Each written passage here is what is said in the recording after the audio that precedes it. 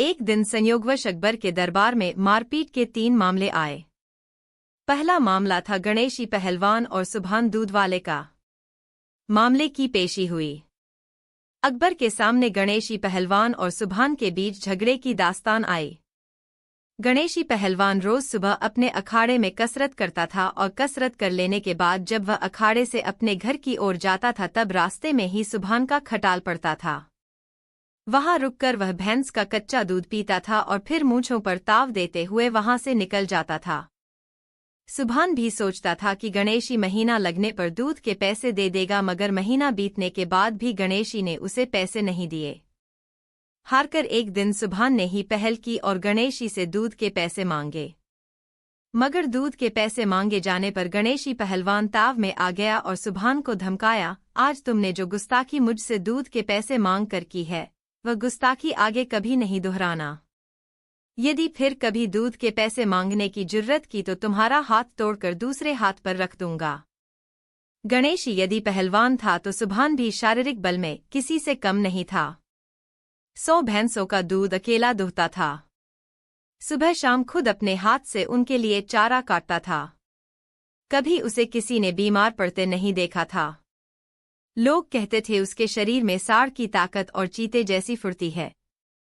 गणेशी पहलवान द्वारा धमकाए जाने पर सुभान तैश में आ गया और उसने गणेशी पहलवान को आव देखा न ताव उठाकर पटक दिया। देखते ही देखते उन दोनों के बीच मल्लयुद्ध होने लगा। ठीक उसी समय उधर से शाही सेना का एक दस्ता गुजर रहा था। सेना के सिपाहियों ने गणेशी और सुभान को पकड़ लिया और अकबर के दरबार में पेश किया। मामला सुनने के बाद अकबर ने गणेशी पहलवान को फटकार लगाई और सुभान को दूध के पैसे देने का आदेश दिया। इसके साथ ही उसकी उद्दंडता पर अंकुश लगाने के लिए उसे 7 दिनों के कारावास की सजा भी सुना दी। दूसरा मामला आया शाही दरबान और सकीना नाम की एक बुढ़िया के झगड़े का, जो अंडे बेचने का काम करती थी। बुढ़िया का आरोप था कि शाही बाजार में वह अंडे की टोकरी लेकर जा रही थी, तब इस दरबान ने उसे रोककर कहा कि वह उसे दर्जन भर अंडे प्रतिदिन दे दिया करे, तभी वह उसे शाही बाजार में अंडे बेचने के लिए जाने देगा, नहीं तो नहीं।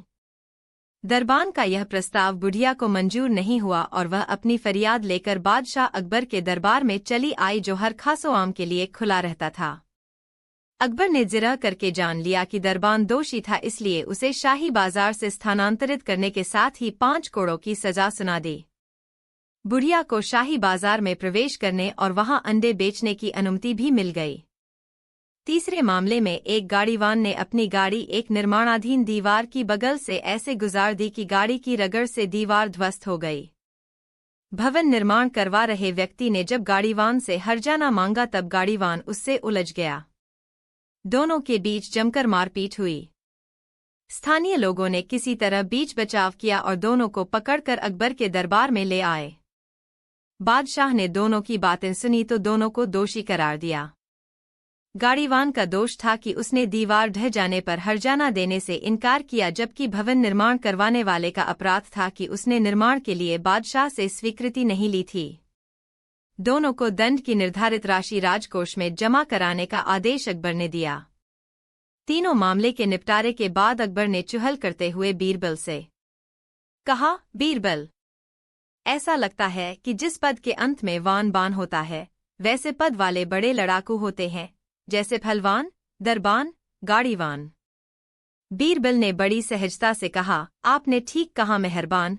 बीरबल का उत्तर सुनकर अकबर झेंप गए। अकबर और बीरबल के बीच बहुत घनिष्ठ संबंध था। यह संबंध निश्चित रूप से बादशाह और दीवान के संबंध से कुछ इतर था। अकबर और बीरबल के बीच मित्र जैसा व्यवहार भी होता था और कभी कभी तो हंसी मजाक भी हो जाता था।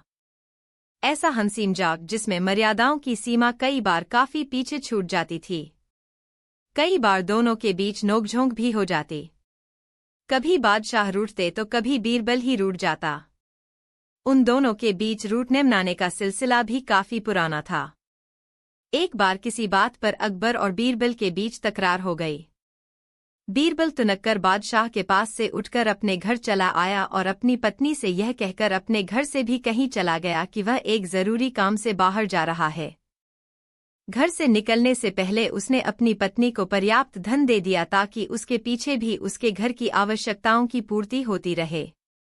अकबर के दरबार में जब लगातार 3-4 दिनों तक बीरबल नहीं आया तब अकबर ने उसके घर आदमी भेजा, मगर वह आदमी वहां से इस सूचना के साथ वापस लौटा कि बीरबल किसी काम से राजधानी से बाहर गए हुए हैं और कब लौटेंगे इसकी जानकारी उनके घर के लोगों को नहीं है।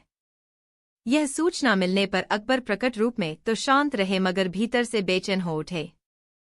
उन्हें अफसोस होने लगा कि बीरबल पर नाराजगी जाहिर कर अच्छा नहीं किया। बीरबल के बिना दरबार के कामकाज में अकबर का मन नहीं लगता था। बीरबल के रहने पर दरबार हमेशा जीवंत बना रहता था। समय समय पर कहकहे लगते रहते थे, मगर अब दरबार में काम तो होता है पर वह रौनक नहीं रहती जो बीरबल के दरबार में मौजूद रहने से रहा करती थी। अकबर ने अपने गुप्तचरों को हर दिशा में फैला रखा था और उन्हें विश्वास था कि उनके गुप्तचर बीरबल का पता लगा लेंगे, मगर 3-4 माह बीत जाने के बाद भी बीरबल का कोई सुराग हाथ नहीं आया। एक दिन अकबर ने गुप्तचर प्रमुख को बुलाकर धमकाया, तुम्हारे लोग नकारा हैं। वे जब एक व्यक्ति का पता नहीं लगा सके तब उन्हें इस विभाग में रहने का कोई अधिकार नहीं है। यदि 1 माह के अंदर बीरबल के बारे में जानकारी हासिल नहीं हो पाई तब समझो कि मैं एक की खबर लूंगा।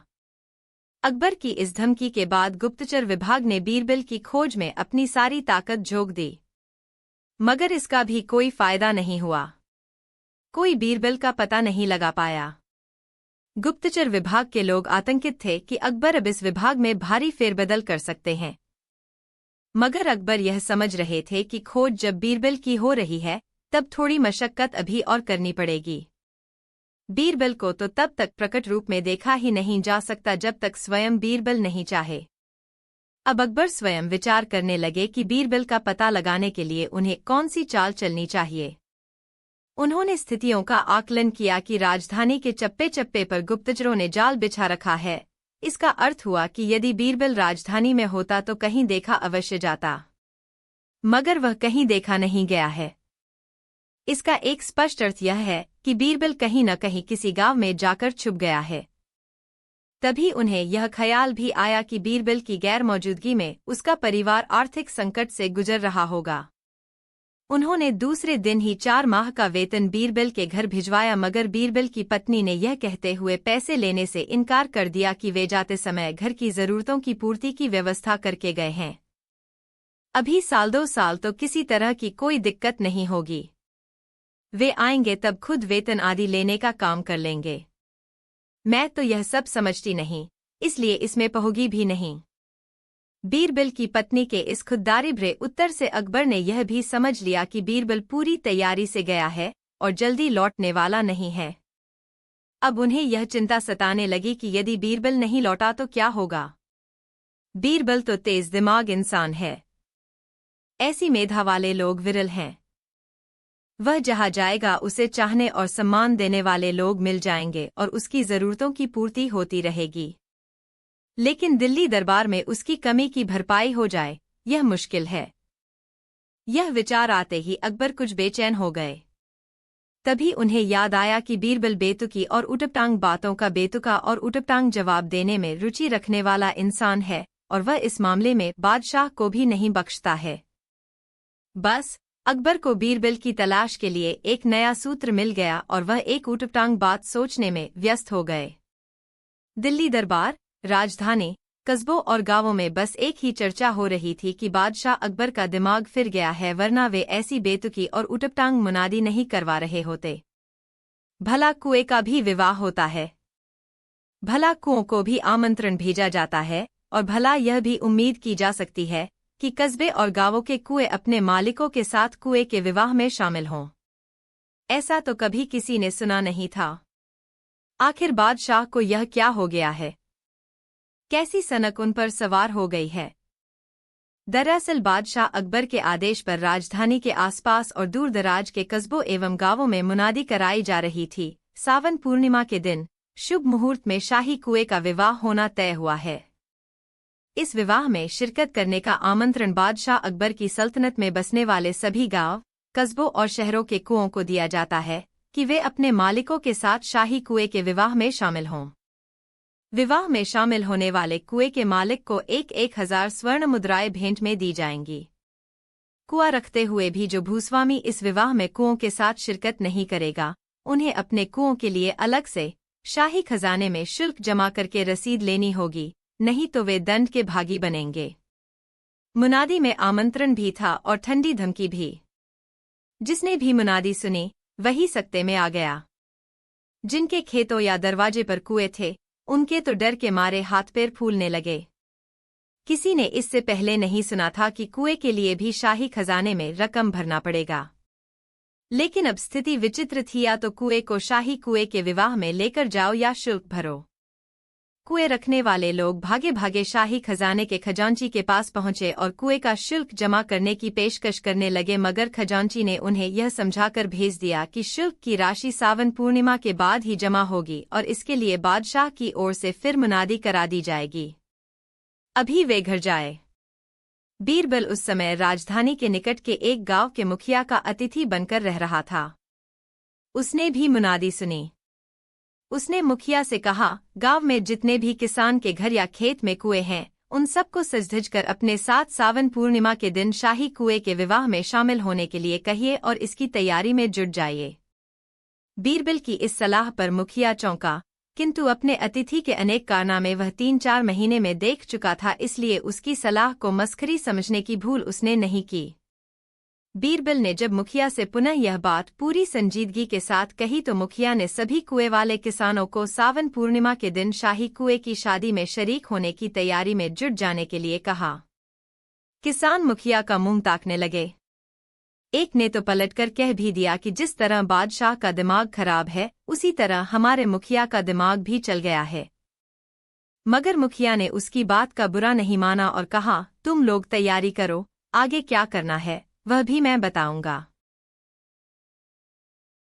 गांव के किसानों को मुखिया की बात माननी पड़ी। सावन पूर्णिमा के एक दिन पहले मुखिया ने चौपाल में कुओं के स्वामियों को बुलाया। उसने लोगों से बताया कि कुएं वाली समस्या के समाधान के लिए उन्होंने अपने अतिथि बीरबल को नियुक्त किया है। वही बताएंगे कि कल शाही कुएं के विवाह में हमारे कुएं कैसे जाएंगे। बीरबल ने उन लोगों को समझाया कि कुएं जहां हैं वहीं रहेंगे।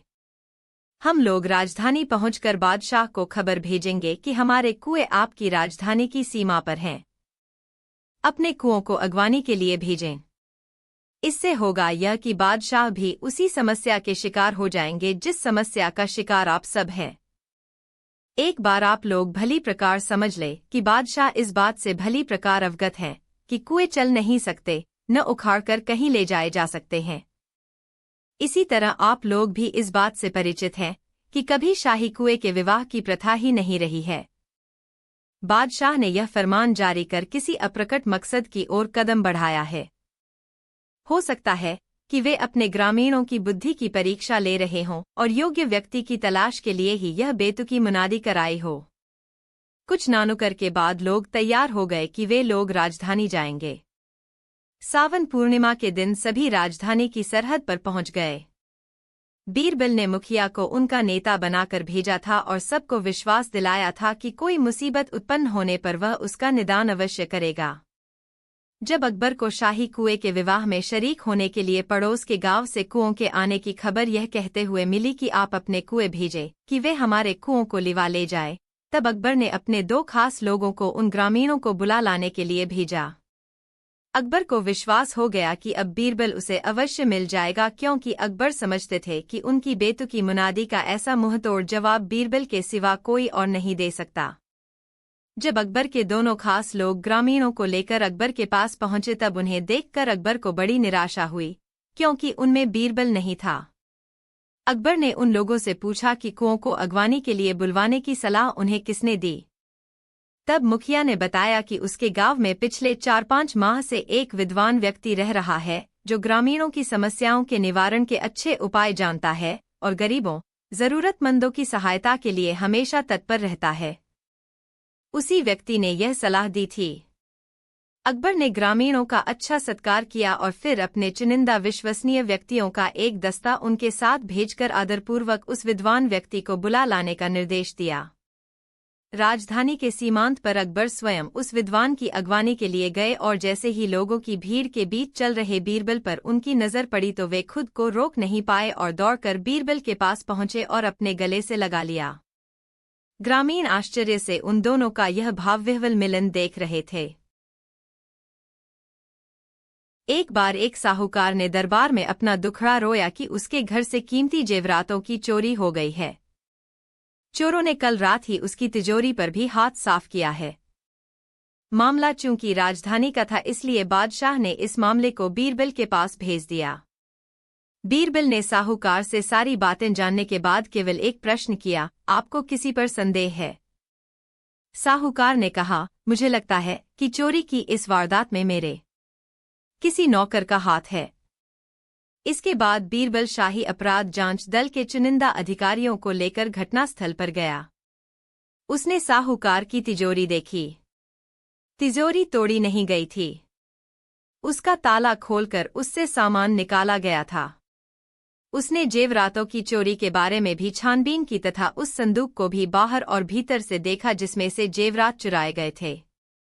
घर के प्रत्येक पुरुष सदस्य से बीरबल ने जांच दल के अधिकारियों के साथ बातचीत की तथा घर की प्रत्येक महिला से स्वयं बात कर जेवरातों के बारे में जानकारी एकत्र की। इसके बाद पूछताछ का दौर घर के नौकरों के साथ चला। नौकरों ने भी जांच दल और बीरबल के सामने लगभग एक जैसी बात कही कि वे मध्य रात्रि से थोड़ा पहले तक घर का सारा कामकाज निपटा चुके थे। इसके बाद उन लोगों ने खाना खाया और सोने चले गए। मुंह अंधेरे ही वे जगे और घर के कामकाज में लग गए। इस पूछताछ में केवल यह तथ्य उभर कर सामने आया कि चोरी मध्य रात्रि और सूर्योदय से पूर्व हुई है। लेकिन यह गुत्थी सुलझ नहीं पाई कि चोरी किसने की और चोरी गया सामान कहाँ है। बीरबल ने नौकरों से बातचीत के दौरान महसूस किया कि नौकरों के समूह में एक अधेर खानसामा बयान देने के समय घबराया हुआ सा प्रतीत हो रहा था। उसने जांच दल के अधिकारियों से उस रसोइये से गहन पूछताछ करने को कहा। जांच दल के अधिकारी उस रसोइये को अलग कमरे में ले गए और उससे बारी बारी से पूछताछ की। जब वे अपनी पूछताछ से संतुष्ट हो गए तब बीरबल को आकर सारी बातें बताते हुए कहा, आपका संदेह सही लगता है। यह रसोइया बार बार बयान बदल रहा है। आप कहें तो हम लोग इससे अपने तरीके से अपराध कबूलवा लें। नहीं, मैं इससे अपने तरीके से अपराध कबूल करवा लूंगा। आप लोगों की फिर आवश्यकता पड़ सकती है, इसलिए आप लोग अपनी जरूरत के मुताबिक घटनास्थल का मुआयना अवश्य कर लें। चोर का पता अब लग जाएगा। जेवरात अभी सुरक्षित होने चाहिए और तिजोरी से गायब हुए रुपए भी अभी खर्च नहीं किए जा सके होंगे। जांच दल के अधिकारी अपने कार्य में लग गए और जब उनकी तफ्तीश पूरी हो गई तब वे अगले आदेश के लिए बीरबल के पास आए। बीरबल ने साहूकार से कहा, हम लोग आज आपके सभी नौकरों को अपने साथ रखेंगे। आपके नौकर आज आपके किसी काम के लिए उपलब्ध नहीं रहेंगे। आज रात्रि में उनसे विशेष पूछताछ होगी। कल इन्हें आपके पास भेज दिया जाएगा। इस तरह उन तमाम नौकरों को अपने साथ ले जाने का हुक्म बीरबल ने जांच अधिकारियों को दे दिया और स्वयं दरबार के लिए निकल पड़ा। शाम को दरबार से लौटने के बाद बेंत की कुछ छड़ियां लेकर बीरबल जांच घर पहुंचा।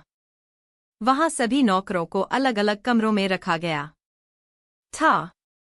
बीरबल ने सभी नौकरों से अलग अलग भेंट की और उनसे बारी बारी से एक ही बात कही, यह सच पता लगाने वाली बेंत की छड़ी है। इसे अपने पास रखो। यदि तुमने साहूकार का धन चुराया होगा तो तुम्हारे संसर्ग में यह छड़ी आधा इंच लंबी हो जाएगी। ऐसा कहकर बीरबल ने एक एक छड़ी सभी नौकरों को थमा दी। उसके बाद वहां से निकलकर वह जांच घर के प्रभारी के पास पहुंचा और उसे निर्देश दिया, सभी बंदियों को आज रात के भोजन के साथ एक एक सेब और सेब काटकर खाने के लिए छोटे चाकू भेज देना। ध्यान रहे कि सभी बंदियों को एक एक छोटा चाकू अवश्य मिल जाए। भोजन का बर्तन रात को उनके कमरे में ही पड़ा रहने देना। दूसरे दिन बीरबल सुबह ही जांच घर पहुंचा जहां साहूकार के नौकरों को तफ्तीश के लिए रोककर रखा गया था। बीरबल बारी बारी से सभी बंदी नौकरों के पास गया और उनसे बेंत की छड़ी वापस ले ली। इसमें से एक नौकर की छड़ी आधा इंच छोटी पाई गई। बीरबल ने उस नौकर को बंदीगृह में रोक लिया। यह वही रसोइया था जिस पर पहले भी बीरबल को संदेह हुआ था। शेष नौकरों को बीरबल ने वापस साहूकार के घर भेज दिया। रसोइये को बीरबल ने अपने पास बुलवाया और उससे कहा, मैं जानता हूँ तुम साहूकार के पुराने वफादार हो, फिर तुमने ऐसा काम क्यों किया? रसोइया किसी तरह अपनी घबराहट पर काबू पाते हुए बोला, दीवान जी, मैंने चोरी नहीं की है। वह आगे कुछ बोलता उससे पहले ही बीरबल ने कहा, मेरी चमत्कारी बेंत की छड़ी झूठ नहीं बोलती है। छड़ी ने मुझे सच बता दिया है। अब यह तुम पर है कि सीधी तरह अपना अपराध कबूल करो या जांच विभाग के सिपाहियों की कुटाई से।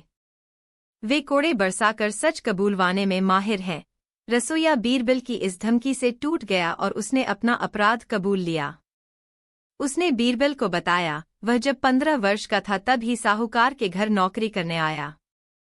साल 2 साल पर जब वह 2-4 दिनों के लिए अपने घर जाता तब साहूकार उसे 5-10 रुपए दे देता था और कहता था कि फिर कभी एक साथ हिसाब करके वह उसे मोटी रकम दे देगा जिससे वह जमीन जायदाद खरीद सकेगा।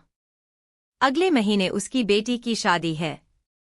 उसने साहूकार से अपने वेतन का हिसाब कर देने को कहा। तब साहूकार ने उससे कहा, हर साल 2 साल पर जब भी वह घर गया उसे उसके पैसे तो दिए ही जाते रहे हैं। बेटी का विवाह है तो 25-50 लेकर छुट्टी करो, इससे ज्यादा कुछ नहीं मिलेगा।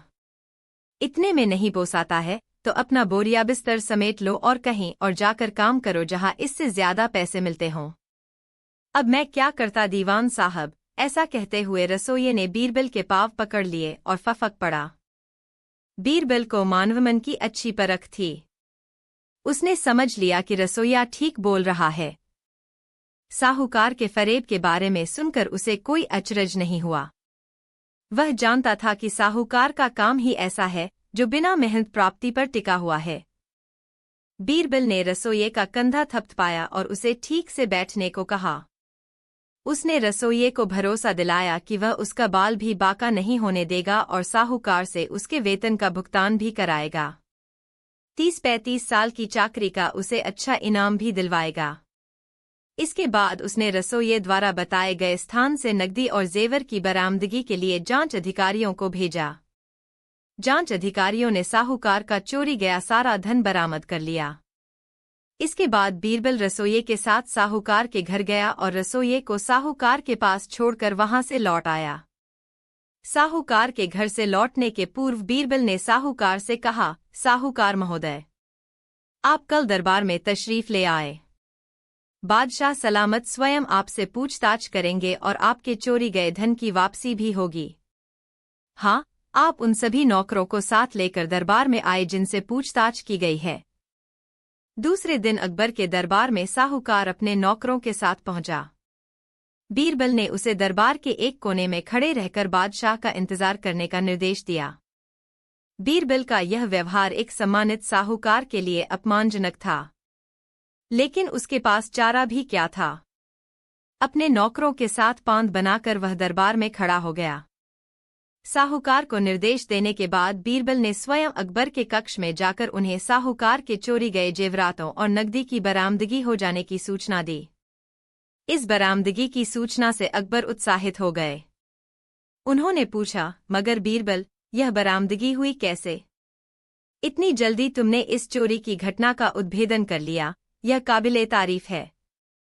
बीरबल ने बादशाह को चोर पकड़ने के लिए आजमाए गए नुस्खे की कहानी सुनाई। तब उत्सुकता से अकबर ने पूछा, यह बात समझ में नहीं आई कि बेंत की जो छड़ी आधी इंच छोटी मिली, वह छोटी हुई कैसे? बीरबल ने सहजता से उत्तर दिया, जहांपनाह, मैंने नौकरों को जांच घर में रात के भोजन के साथ एक सेब और सेब काटने के लिए एक छोटा चाकू जानबूझकर बंटवाया था। मुझे विश्वास था कि चोर यह सोचकर अपनी छड़ी आधा इंच काट लेगा ताकि छड़ी आधा इंच बड़ी होने पर भी उसकी लंबाई पहले जैसी ही हो जाए। जो नौकर चोर नहीं थे उन्हें छड़ी बढ़ने का डर नहीं था, मगर रसोइये को यह भय सता रहा था जिससे उसने अपनी छड़ी काटकर छोटी कर ली और उसकी चोरी पकड़ी गई। फिर बीरबल ने अकबर के समक्ष रसोइये के साथ साहूकार द्वारा की गई नाइंसाफी का मार्मिक विवरण प्रस्तुत किया, जिससे अकबर के हृदय में रसोइये के प्रति दया उमड़ आई। फिर अकबर ने बीरबल से पूछा, बीरबल, तुम क्या चाहते हो? जहांपनाह, आप साहूकार से पूछें कि वह अपने किस नौकर को कितनी पगार देता है और नौकरों से पूछें कि उन्हें कब तक का पगार मिल चुका है। सही स्थिति सामने आते ही साहूकार से कहें कि वह अपने नौकरों की बकाया राशि का अविलंब भुगतान करने का वादा करे और उन्हें दरबार से विदा होने से पूर्व पगार दे दे, तभी उसे बरामद किया गया धन वापस मिलेगा, अन्यथा उसे राजकोष में जमा करा दिया जाएगा। दरबार में आने के बाद अकबर ने साहूकार के साथ वैसा ही सलूक किया जैसा बीरबल ने बताया था। साहूकार के पास नौकरों के वेतन का भुगतान करने के अलावा कोई चारा नहीं था और बादशाह के सामने वह राज्य द्वारा निर्धारित पगार से कम का भुगतान कर ही नहीं सकता था। इस प्रकार रसोइये को बकाया पगार के रूप में एक बड़ी रकम हाथ लगी। बादशाह ने साहूकार को निर्देश दिया कि रसोइये को अपनी पुत्री के विवाह की तैयारी के लिए पर्याप्त समय की आवश्यकता होगी, इसलिए इसकी 35 वर्षों की सेवा को देखते हुए वह उसे 1 माह की सवैतनिक छुट्टी भी दे। नौकरों के वेतन भुगतान के बाद साहूकार को उसका धन वापस किया गया। इस प्रकार अकबर के दरबार से निकलते समय नौकर बहुत खुश थे। सबसे ज्यादा खुश था वह रसोइया जिसने चोरी की थी। एक शाम अकबर अपने महल की छत पर बीरबल के साथ टहल रहे थे। जब कभी भी अकबर अपने महल की छत पर बीरबल के साथ होते तब यमुना की लहरों को देखते हुए बीरबल के साथ हल्की फुल्की बातें भी किया करते थे। उस शाम वे बीरबल से कहने लगे, बीरबल, तुमने कभी सोचा है कि एक जैसी क्षमता वाले 2 शख्स में कितना अंतर होता है? जिन्हें हम बहादुर कहते हैं उनके भी 1 सिर, 2 आंखें, 2 कान, 1 नाक, 1 मुंह, 1 गर्दन, 2 हाथ और 2 पैर होते हैं। और जिन्हें हम डरपोक कहते हैं उनके भी अंग ऐसे ही और इतने ही होते हैं। जहांपनाह, मुझे तो लगता है कि हर आदमी में बहादुरी के गुण होते हैं और भीरुता के भी। यह तो परिस्थितियों पर निर्भर करता है कि कब कौन सा व्यक्ति डरपोक बन जाएगा और कौन सा व्यक्ति बहादुर। अरे नहीं, बहादुर तो बहादुर है, वह डरपोक कैसे हो सकता है? अपनी इतनी बड़ी जिंदगी में मैंने किसी बहादुर को डरपोक बनते नहीं देखा, अकबर ने कहा। मैं तो रोज ही देखता हूँ जहांपनाह, बीरबल ने कहा। अकबर को बीरबल द्वारा अपनी बात काटे जाने पर क्षोभ हुआ और क्षुब्ध होकर उन्होंने बीरबल से कहा, तुम ऐसे शख्स को रोज देखते हो? ऐसा शख्स जो बहादुर भी हो और डरपोक भी, मेरे पास भी ले आओ, मैं भी उसे देखना चाहता हूँ। यदि तुमने ऐसे व्यक्ति से मेरी भेंट करा दी जो बहादुर भी हो और डरपोक भी, तो तुम इनाम के भागी होगे, और यदि तुम ऐसा करने में विफल रहे तो तुम्हें दंड दिया जाएगा। अब जाओ और जाकर ऐसे व्यक्ति की तलाश करो जो बहादुर भी हो और डरपोक भी। बीरबल दूसरे दिन ही एक युवती को अपने साथ लेकर अकबर के पास आया और कहा, जहांपनाह, यह युवती बहादुर भी है और डरपोक भी। कैसे? अकबर ने पूछा। जहांपनाह, यह युवती अमूमन प्रतिदिन मध्य रात्रि में अपने प्रेमी से मिलने सुंदर वन जाती है, जहां सांप बिच्छू के डर से लोग दिन में भी पाँव रखने से घबराते हैं। मैं इसका पड़ोसी हूँ, इसलिए इस हकीकत से वाकिफ हूँ। युवती का इस तरह प्रेमी से मिलने जाना इसकी बहादुरी का प्रतीक है, जबकि दिन के उजाले में अपनी रसोई में चूहे को देखकर यह इस तरह से डरकर चीखती है कि पड़ोस के लोग भी समझ जाते हैं कि जरूर यह चूहा देखकर डर गई होगी। बीरबल के तर्क से अकबर सहमत हुए और उन्होंने मान लिया कि बहादुर समझा जाने वाला व्यक्ति भी कहीं डरपोक साबित हो सकता है। बात उन दिनों की है जब अकबर बहुत तुनक मिजाज थे। वे कभी कभी अजीबोगरीब फैसले लेकर लोगों को चकित कर देते थे। उन्होंने राजधानी में मुनादी करा दी थी कि यदि कोई व्यक्ति रात भर यमुना में गर्दन तक पानी में खड़ा रहकर दिखा दे तो उसे 100 स्वर्ण मुद्राएं इनाम में दी जाएंगी। उस जमाने में 100 स्वर्ण मुद्राओं की राशि बहुत अधिक थी। माघ का महीना था, कड़ाके की ठंड थी, शीतलहरी चल रही थी, सो अलग अकबर द्वारा कराई गई मुनादी पर किसी ने ध्यान नहीं दिया। लोग अपने काम में लगे रहे। सबने इस मुनादी को बादशाह की सनक समझकर नजरअंदाज कर दिया। मगर एक भिखारी ने सोचा, दिन रात तो मैं खुले आसमान के नीचे ठंड का कहर झेलता ही रहता हूँ। शीतलहर की मार झेलने के लिए शरीर अभ्यस्त हो चला है। नदी के पानी में डूबे रहने से शरीर को शीतलहर वाली ठंड तो नहीं लगेगी। ठंडे गीले शरीर को कष्ट तो हवा लगने से ही मिलता है। क्यों न मैं रात भर यमुना में बैठकर 100 स्वर्ण मुद्राएं हासिल कर लूं। यदि ऐसा हो जाता है तो मैं भिक्षाटन की मजबूरी से अपना दामन छुड़ा लूंगा। भिखारी अकबर के पास आया और उनसे बोला, मैं रात भर यमुना में गले तक पानी में खड़ा रहने के लिए तैयार हूँ। यदि मुझे इनाम में 100 स्वर्ण मुद्राएं मिले तो? अकबर ने मन ही मन सोचा, यह मरियल सा आदमी रात भर नदी में क्या रहेगा। फिर उन्होंने कहा, यदि तुम्हें लगता है कि तुम ऐसा कर सकते हो तो जाओ, कर्मचारी के पास अपना नाम पता लिखा दो और यमुना में खड़े रहने की तिथि उसे बता दो ताकि तुम्हारी निगरानी हो सके। भिखारी ने वैसा ही किया। दूसरी ही रात वह यमुना में उतरकर गले तक पानी में खड़ा हो गया। उसकी निगरानी में खड़ा आदमी आश्चर्यचकित हो गया। निगरानीकर्ता ने सोचा, कौन रात भर वहां खड़ा रहे। यह आदमी भी घंटे 2 घंटे में पानी से निकलकर भाग जाएगा। ऐसे में वह शीतलहर की मार क्यों झेले। ऐसा सोचकर वह अपने घर चला गया और रजाई में दुबक कर सो गया। भिखारी रात भर पानी में खड़ा रहा और सवेरा होने का इंतजार करता रहा। रात ढली। उषा की लाली फैली। सूरज का लाल दहकता गोला प्रकट हुआ। अंधियारा मिटा तब वह भिखारी यमुना से निकला और नदी तट पर किसी को न पाकर अपना इनाम लेने के लिए बादशाह के महल की ओर चला। अकबर ने उस समय किसी काम से बीरबल को बुलाया था तथा उसके आने की प्रतीक्षा बाग में टहलते हुए कर रहे थे। उन्होंने शाही बाग से बाहर झांक कर देखना चाहा कि बीरबल आ रहा है या नहीं कि उनकी नज़र भीगे हुए भिखारी पर पड़ी। उन्हें बाहर झांकता देख भिखारी ने भी सोचा, जरूर बादशाह मुझे इनाम देने के लिए तलाश रहे हैं। ऐसा सोचकर वह दौड़ते हुए बादशाह के पास पहुंच गया और बोला, बादशाह सलामत। मैंने मुनादी के मुताबिक रात यमुना में गले तक पानी में खड़े रहकर गुजारी है। मुझे 100 स्वर्ण मुद्राओं का इनाम दीजिए। भिखारी को ऊपर से नीचे तक देखने के बाद अकबर ने कहा, तुमने जरूर कोई गड़बड़ की है। नहीं, मैंने कोई गड़बड़ नहीं की। मैं सारी रात आपके महल की कंदील पर नजरें टिकाए भोर होने की प्रतीक्षा करता रहा हूं। कृपया मेरा इनाम दिला दें। मगर बादशाह का तेवर बदल गया। इनाम देना तो दूर की बात थी। उन्होंने गरजते हुए भिखारी से कहा, रात भर तुम महल की कंदील से ताप लेते रहे और अभी इनाम लेने आ गए। भाग जाओ। कोई इनाम नहीं मिलेगा। भिखारी को बहुत दुख हुआ और वह ठंड से थरथराते और दुख से कातर होकर रोते हुए वहां से जाने लगा।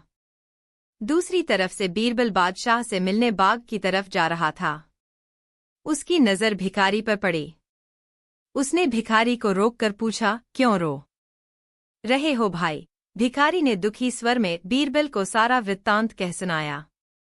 बीरबल को बादशाह और उनके कर्मचारी पर गुस्सा आया। उसी गुस्से में उसने भिखारी से कहा, कल सुबह तक तुम्हें तुम्हारा इनाम अवश्य मिल जाएगा। अब तुम चिंता मत करो। हाँ, इस बाग के आसपास ही रहना। कल सवेरा होने के बाद तुम्हें यहीं पर मिल जाएंगी 100 स्वर्ण मुद्राएं। इसके बाद बीरबल अकबर से मिलने बाग में गया। वहां से लौटते वक्त बीरबल ने अकबर से कहा, जहांपनाह, आज रात आप हमारे घर पधारें। वहीं भोजन करें। मैं एक विशेष अनुष्ठान का आयोजन कर रहा हूं। अपने हाथ से खिचड़ी बनाऊंगा और खिचड़ी ही खिलाऊंगा। यदि आप आ जाएंगे तो मेरा अनुष्ठान सफल हो जाएगा। अकबर ने बीरबल को अपनी स्वीकृति दे दी। बीरबल वहां से चला गया। शाम को दरबार संपन्न होने के बाद अकबर अपने घोड़े पर सवार होकर बीरबल के पास पहुंचे। बीरबल ने विशेष अनुष्ठान के नाम पर उनके बैठने की व्यवस्था एक खुले स्थान पर की थी। अकबर को वहां बैठाकर बीरबल ने कहा, जहांपनाह, इजाजत हो तो मैं अब खिचड़ी पकाने जाऊं? खिचड़ी पकते ही अनुष्ठान संपन्न होगा और प्रथम प्रसाद आप ही ग्रहण करेंगे। हाँ, क्यों नहीं, अकबर ने सरलता से उत्तर दिया। बीरबल वहां से चला गया। काफी देर बीतने पर बीरबल एक बार फिर अकबर के पास आया, जहांपनाह, बस अधन तैयार हो जाए तो उसमें दाल चावल डाल दूं। दाल चावल पड़ते ही एक उबाल में खिचड़ी तैयार हो जाएगी। अकबर को आश्चर्य हुआ कि इतनी देर में अधन भी तैयार नहीं हुआ। कैसे बन रही है खिचड़ी? मगर उन्होंने कुछ कहा नहीं। बीरबल वहां से मुस्कुराता हुआ चला गया। कुछ देर के बाद बीरबल फिर वहां आया। अकबर जो वहां बैठे ऊब चुके थे, बोले, बीरबल, हो गया तुम्हारा अधन तैयार? नहीं, जहांपनाह। यही तो बताने आया था। आंच भी बढ़ा दी है, बीरबल ने सादगी से उत्तर दिया। मगर अकबर अब बेचैन हो चले थे। उन्होंने कहा, क्या खिचड़ी खिलाने के लिए तुम हमें रात भर बैठाओगे? चलो, दिखाओ कहाँ बन रही है खिचड़ी। बीरबल यही चाहता था। वह सहर्ष बादशाह को लेकर अपने घर के आंगन में पहुंचा, जहां एक बाज गाड़कर उसके शीर्ष में खिचड़ी बनाने का तसला बांधा गया था और नीचे 4-5 लकड़ियां सुलग रही थीं। तसला और आग के बीच 10-15 हाथ की दूरी थी। यह सब देखकर अकबर ने कहा, इस तरह तो कभी खिचड़ी पक ही नहीं सकती। जब तसला तक आंच नहीं जाएगी तो अधन कैसे तैयार होगा? तसला वहां, आंच यहां, कैसे बनेगी खिचड़ी? बीरबल ने तुरंत कहा, जैसे कंदील वहां, आदमी यमुना में और वह आंच सेंक लेता है ताप का, वैसे ही पकेगी खिचड़ी। बीरबल की बात सुनकर अकबर को सुबह की घटना याद हो आई। उन्होंने तुरंत बीरबल के सामने स्वीकार किया कि सुबह उनसे ज्यादती हो गई है। बीरबल ने कहा, कोई बात नहीं जहांपनाह। कल सुबह वह भिखारी बाग के पास मिल जाएगा, उसे उसका पुरस्कार अवश्य दिलवा दें। इसके बाद बीरबल ने बादशाह को भोजन कराकर विदा किया। जाते जाते बादशाह बोले, बीरबल, मैं चाहता हूं कि तुम ही उस आदमी को इनाम दो। ठीक है जहांपनाह, कल सुबह मैं भी बाग में आ जाऊंगा, बीरबल ने कहा। दूसरे दिन सुबह जब बीरबल उस भिखारी को 100 स्वर्ण मुद्राओं की थैली प्रदान कर रहा था, तब भिखारी की आंखों में एक विचित्र सी चमक थी। उसका चेहरा दमक रहा था। अकबर बादशाह का दरबार लगा हुआ था। सभी दरबारी अपने अपने स्थानों पर बैठे हुए थे। बीरबल का आसन अलग से दिखाई दे रहा था। तभी 2 सिपाही एक आदमी को लेकर हाजिर हुए। उनमें से एक ने बताया, जहांपनाह, इस आदमी को रिश्वत लेते हुए पकड़ा गया है।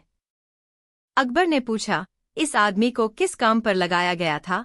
जहांपनाह, यह अनाज के गोदाम में काम करता है, सिपाही ने बताया। बादशाह अकबर ने उसे हवालात में बंद करने का आदेश दिया और बीरबल से बोले, बीरबल, तुम्हारी क्या राय है? क्या इंसान को उसका पद भ्रष्टाचारी बना देता है? बीरबल ने निवेदन किया, जहांपनाह, मैं ऐसा नहीं समझता। मेरा विचार है कि भ्रष्टाचारी इंसान चाहे किसी भी पद पर हो, वह रिश्वत लेने का रास्ता निकाल ही लेता है। तभी एक दरबारी ने खड़े होकर कहा, गुस्ताखी माफ हो जहांपनाह, मैं बीरबल की इस बात से सहमत नहीं हूं। ऐसे सैकड़ों काम हैं जहांपनाह, जिन्हें करते हुए रिश्वत लेना संभव नहीं है। बीरबल ने उस दरबारी से पूछा, पर एक आध नाम तो बताइए, वह कौन सा काम है?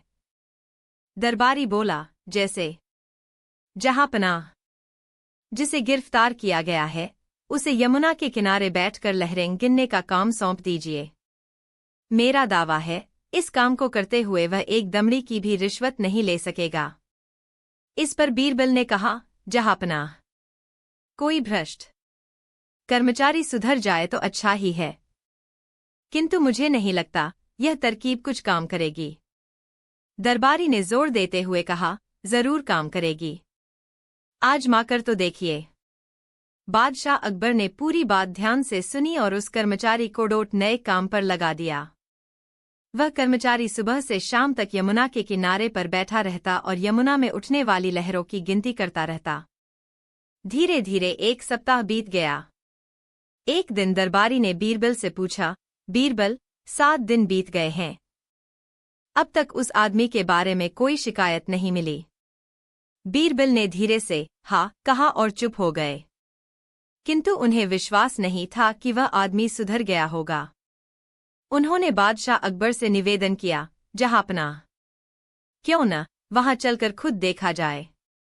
अकबर ने कहा, हाँ बीरबल, कल सुबह हम वहां खुद जाएंगे। दूसरे दिन बीरबल और बादशाह अकबर ने व्यापारी का वेश बनाया। उन्होंने एक नाव ली और यमुना के किनारे पर चल दिए। वह कर्मचारी यमुना के किनारे बैठकर अपने रजिस्टर में कुछ लिख रहा था। तभी बीरबल की नाव किनारे के पास पहुंची। कर्मचारी वहीं से चिल्लाया, तुम लोग क्या कर रहे हो? व्यापारी बने हुए बीरबल ने कहा, भैया, हम अपनी नाव चला रहे हैं। आपको कोई परेशानी हुई क्या? वह आदमी वहीं से चिल्लाया, क्या तुम्हें पता नहीं है कि बादशाह सलामत ने मुझे यमुना की लहरों का हिसाब रखने के लिए नियुक्त किया है? तुमने मेरा सारा हिसाब गड़बड़ कर दिया। तुम्हें इसकी सजा मिलेगी। बीरबल बोले, सचमुच हमसे भूल हो गई है। हम माफी मांगते। कर्मचारी बोला, मैं ऐसे माफ नहीं कर सकता। हाँ, अगर तुम लोग 50 अशर्फिया दो तो माफ कर सकता हूं। यह तो बहुत ज्यादा है भैया। कुछ तो कम करो। बीरबल बोले। नहीं, इससे कम पर समझौता नहीं हो सकता, कर्मचारी बोला। तभी व्यापारी के कपड़े पहने बादशाह अकबर वहां आ गए। उन्होंने वहीं से कहा, नहीं, हम 50 की जगह 100 देंगे, लेकिन अशर्फिया नहीं, 100 कोड़े। कर्मचारी ने ध्यान से व्यापारी की तरफ देखा। अब उसे अपनी भूल का पता चला। वह बादशाह के पैरों में गिर पड़ा और बोला, माफ करें जहांपना, मैं आपको पहचान न सका। बादशाह ने बीरबल की ओर देखा और कहा, तुम ठीक कहते थे, बीरबल। कोई भी काम हो, भ्रष्ट अफसर उसमें पैसा ऐंठने का मौका निकाल ही लेता है।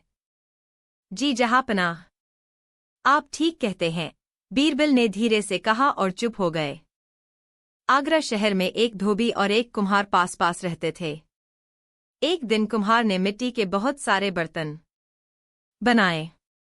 उसने उन बर्तनों को सुखाने के लिए धूप में रख दिया और आराम करने घर के अंदर चला गया। तभी वहां 2 गधे आए। वे आपस में झगड़ने लगे। इस कारण कुम्हार के सारे बर्तन टूट गए। वह लाठी लेकर बाहर आया। उसने अपनी लाठी को घुमाया और एक गधे पर जोर से मारा। गधा ढेंचू का शोर मचाता हुआ बाहर की ओर भागा। इस पर कुम्हार का पड़ोसी दौड़कर आया और बोला, अरे अरे, यह क्या करते हो? यह मेरा गधा है। कुम्हार ने नाराज होकर कहा, तो क्या हुआ? इसने मेरे सारे बर्तन चूर चूर कर दिए हैं। धोबी बोला, तुम मेरे गधे को पीटते क्यों हो? तुम्हारे बर्तन टूट गए हैं, तुम उनके पैसे ले लो। कुम्हार ने सोचा, इस धोबी ने सबके सामने मेरी इज्जत उतार दी। मैं इस बच्चू को ऐसा मजा चखाऊंगा कि यह भी याद करेगा। दूसरे दिन सुबह सुबह कुम्हार बादशाह अकबर के दरबार में पहुंचा। उसने बादशाह को आदाब किया और बोला, जहांपनाह, मैं अदनासा कुम्हार हूं, आपके शहर में रहता हूं। अकबर, बताओ, तुम्हें क्या परेशानी है? कुम्हार, जहांपनाह, मैं एक जरूरी बात बताने के लिए आया। अकबर, तो फिर जल्दी बताओ। कुम्हार, जहांपनाह, मेरा एक दोस्त फारस गया था। वह कुछ दिन पहले ही वापस आया है। उसने बताया वहां आपके नाम का डंका बजता है। आपकी बड़ी इज्जत है वहां। मगर यह कहकर कुम्हार चुप हो गया।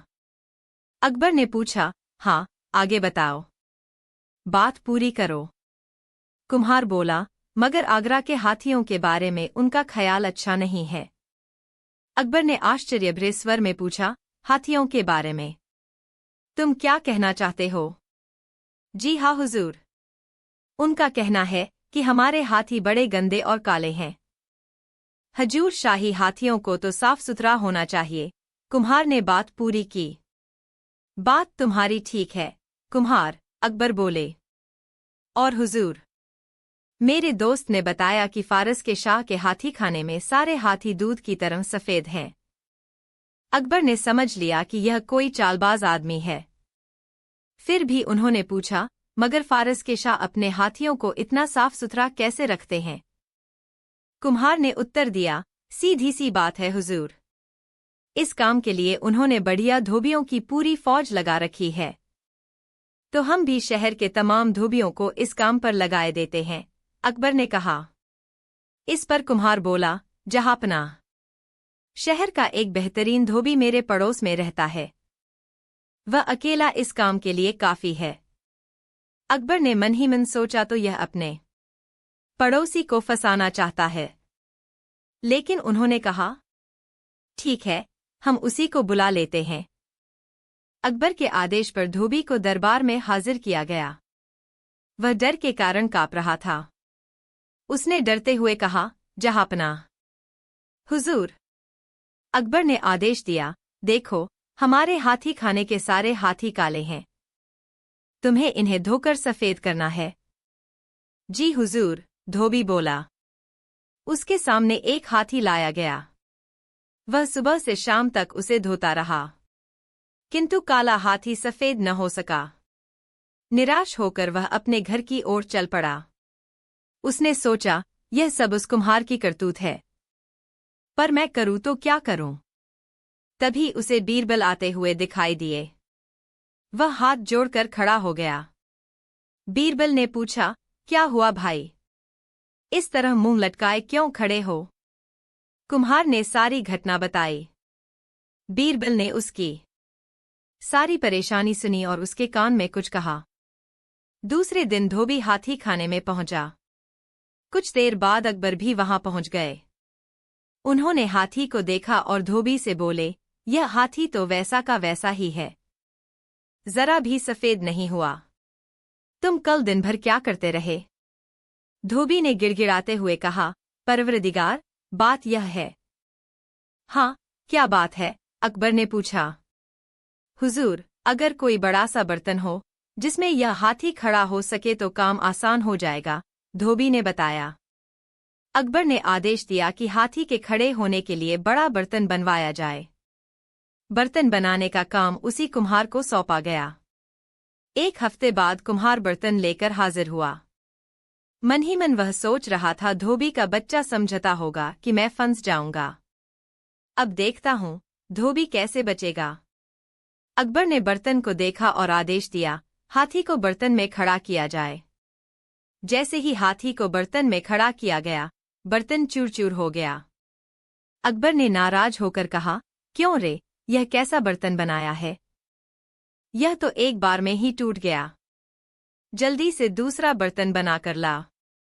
कुम्हार बर्तन बनाकर लाता रहा और वह बार बार टूटता रहा।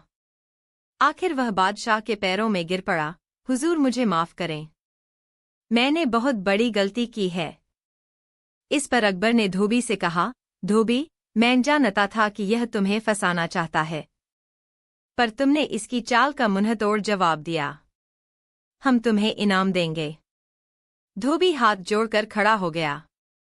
उसने कहा, जहांपनाह, इनाम के असली हकदार तो बीरबल जी हैं। उन्हीं ने मुझे यह तरकीब सुझाई थी। बादशाह अकबर ने बीरबल की ओर देखा। बीरबल धीमे धीमे मुस्करा रहे थे। अकबर बोले, बीरबल, तुम हमारे दरबार के अनमोल रत्न हो। तुम गरीबों के रक्षक भी हो।